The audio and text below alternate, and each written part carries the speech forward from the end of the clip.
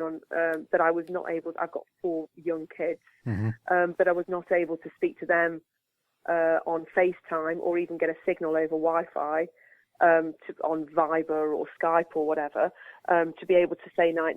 And I also missed a board meeting towards last week actually. So I think the impact can be huge on both your professional life and your personal life, and also on your pocket if you don't choose the right hotel. You can keep up to date with travel news and leave me a message at facebook.com/John Guinn Travel Show. You're listening to The Travel Show with John Guinn. I'm speaking to Sarah Willingham, a consumer champion, about hotel Wi-Fi charges. There is an urban legend going around that those hotels who have a very lucrative income from pay-per-view movies are loath to give away free Wi-Fi because it means they're going to miss out on all the income from people paying to watch the films. So I asked Sarah if she thought that there was some truth in this. I mean, I think, business models have been built on a number of different ways of getting income from, and that can be whether we're talking about your bank or the hotel that you're staying in. I think the modern day hotel has to offer basic amenities. I mean, I think they're no longer seen as a bonus by the consumer. I think they're seen as a necessity. And the fact that Amber Hotels is stepping up so much and saying, we're going to have the fastest broadband, we're not going to charge you for it. And even little things like you get an espresso machine in your room, but things like that, when you're traveling, if that's what you're used to in your life, these become more necessities rather than winners. So I think any business and any hotel that is not offering those things are actually, they might be getting a little bit of extra income in whilst people are paying for it, but ultimately we will speak with our feet and we won't go back.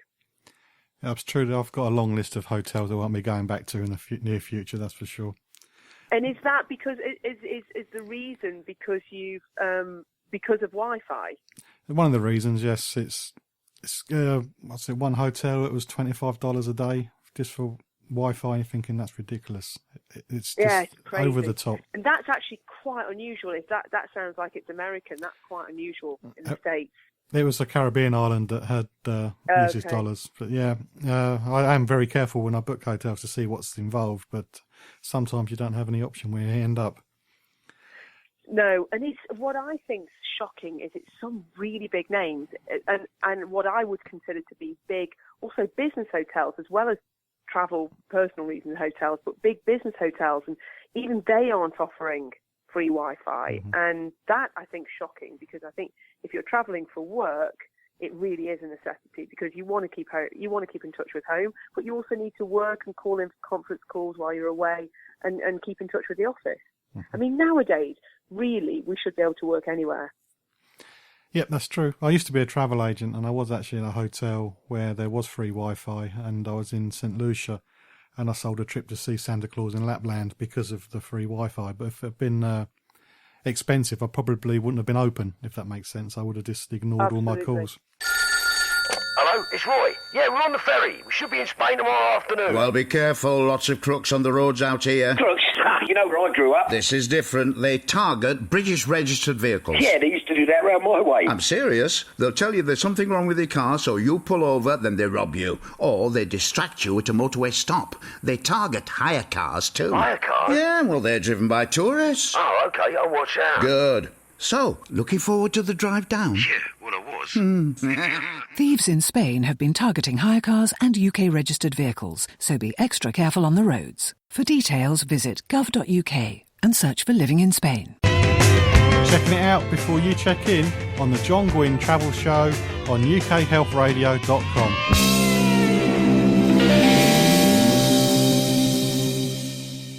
My guest is Sarah Willingham, the consumer champion, and we're now going to find out more about her website. You mentioned your website at the beginning. You share a consumer advice.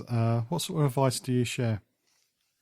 It's anything, really. I mean, the idea of the website is that I try and just distill it down to really this is all you need to know. So everything is done into the bite-sized portions, 1-minute guides, to anything from, it could be travel insurance, home insurance, car insurance, bank accounts, claims, which types of claims are good claims, which types of claims should you look at. It could be anything from best time to book your holidays to how to make sure that you make the most out of your supermarket loyalty points, that type of thing, but all in very bite-sized pieces, because I found that there are some amazing websites out there that give you loads and loads of information, but often I can spend 4 hours reading about travel insurance and I might get a PhD in the subject, but I still don't really know where to buy it from. And that was kind of the idea of cutting it down into bite-sized pieces. Okay. What's your bite-sized recommendation for a holiday maker looking for a cheap holiday? I think, I mean, firstly, I'm going to tell you that what everybody already knows, which is stay out of peak periods if you can.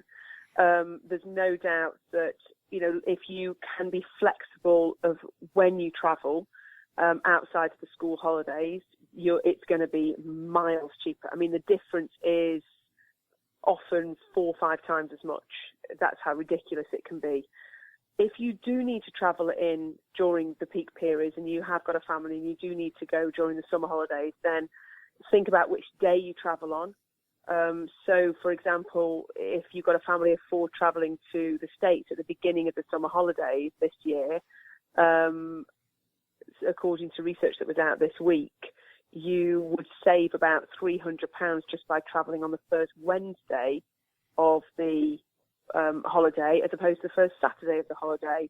And if you do need to travel during the summer holidays, don't go end of July, don't go beginning of August if you can avoid them, because they are the absolute peak period. The prices are significantly less if you just go the last 2 weeks in August compared to the first 2 weeks in August. So there are still ways of getting it cheaper. Obviously, shop around. Don't assume that a package holiday is going to be the cheapest. Do look to see whether or not what deals you can get on. There's a lot of comparison sites for hotels. I stayed in a hotel last week, actually, in Egypt for bed and breakfast, a fantastic 4-star hotel, for £30 for a really nice double room. And that was because I happened to have bought it at a time when they were selling them off for 33% of normal price. And I'd booked it through one of these websites where they do the comparison. So you can still get them. Also, if you can be not so fussy about where you go, if you go onto a site like Skyscanner, for example, if you're looking for various different flights, you can just type in the dates that you're looking at, or just even this month, and go anywhere. And it will give you the flights that are available in order of price. So it might make you think, you know what, maybe we will go to Croatia this year instead of Spain or whatever. Just have a look at where's the cheapest and kind of be inspired and allow yourself to be a bit spontaneous. That wasn't that bite-sized, was it? No, it was honest. As I mentioned a few moments ago, I used to be a travel agent, and if you go on a travel agent forum, there's loads of agents moaning about people who waste their time and take free advice to find a holiday, then shop around. Do you have any sympathy for these travel agents because they are on commission only? Or do you think that's just the way of business? Yeah, I do. And, you know, I am also a very big supporter of local businesses.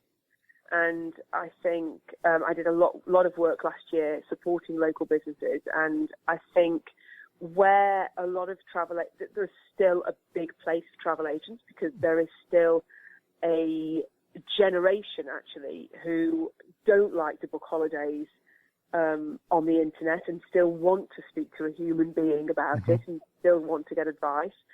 I think travel agents have a real place where they need to offer.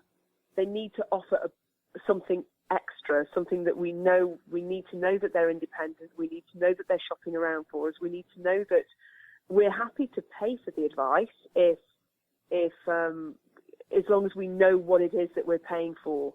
And I think, you know, I've used a travel agent, for example, when I've gone to a part of the world which I don't know about, and this person happens to be a real expert it was in South America. She happens to be a real expert in South America and has travelled everywhere.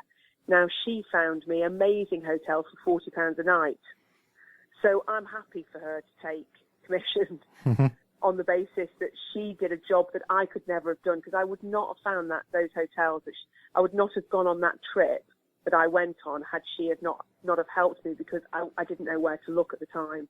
So I think there is a real need for specialists in their field that target a particular market, and it could be that you might be a specialist in, under 25 package holidays. Mm-hmm. It doesn't matter what your specialist is, but I think have a specialism, stick to that, and I think people will be prepared to pay for it. You're listening to The Travel Show with John Guinn on UKHealthRadio.com. You talked about travel insurance a few moments ago. What should a good consumer look for when it comes to travel insurance? I think making sure, so firstly, make sure you've got it. You can get a single trip for as little as £5 or £14 for the whole year. So it's not worth not having. But then be aware, what is it that you're covered for? Often there are things that are missing. So often winter sports, or if you do something like bungee jumping or whatever, isn't covered. Lost luggage might not be covered. Check what it is that you're buying. Don't just assume that the cheapest is the best at all, or cheapest is going to cover you. Obviously, if you're travelling within Europe, the European health card, this entitles you to medical treatment, but in a normal state hospital. But again, it doesn't substitute you for insurance, so it won't cover you if you've missed your flights or what have you. Mm-hmm. So I think shop around. There are some very good comparison sites now which will take you under 10 minutes.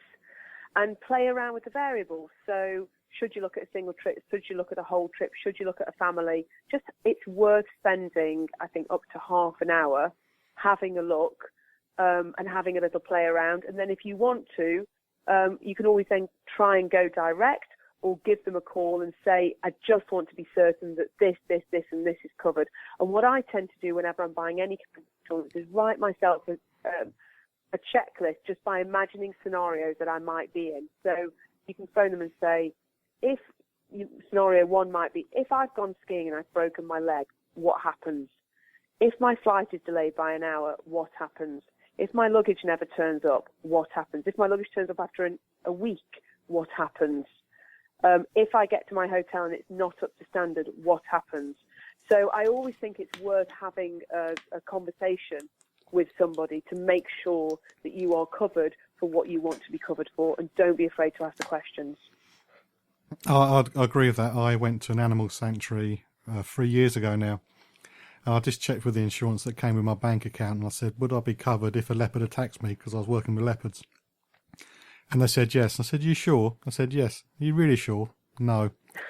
But if I'd taken the first answer, I would have said, oh, right, wow, I'm covered, and I really wasn't, because I needed to be able to be repatriated. They would have struggled with that, though, because those conversations will always pretty much be recorded. Mm-hmm. You would have phoned up, had that conversation, and if you'd have taken that first one and then something had happened, they would have really struggled to win that case, because you'd have phoned and asked for the information specifically, and they'd given you a specific answer.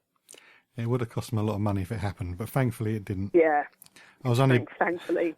I was only bitten by a tick. That was the biggest thing that bit me in the whole trip. You were bitten by a what? A tick. A little insect. A tick? Yeah, so I was working. Really bad, actually. I had a friend that got Lyme's disease from that. Yeah. They can be really nasty. You've got to be, I think it's I don't know, I'm not going to quote a number, actually, I might be wrong, but there is a percentage of them, not that high, that carries Lyme's disease. And it can be ever so nasty if you don't catch it.